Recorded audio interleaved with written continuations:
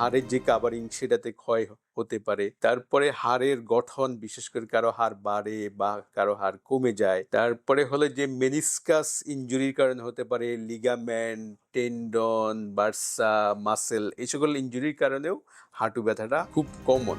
ঘরোয়া চিকিৎসার মধ্যে প্রাথমিক পর্যায়ে কিছু নিয়ম কানুন যদি মেনে চলা হয় তাহলে হাঁটু ব্যথার মধ্যে অনেকাংশে আরাম পাওয়া যায়।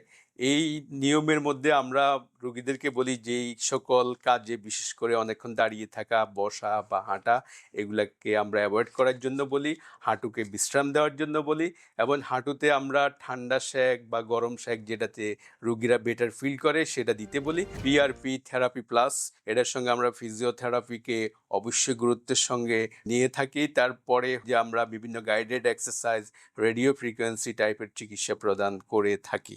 আজকাল আমরা সকল প্রকার ব্যথা এবং স্পোর্টস ইনজুরির ক্ষেত্রে পিআরপিকে আমরা র্যান্ডমলি ইউজ হতে দেখি, কারণ হলো এটার কার্যকারিতা অনেক বেশি।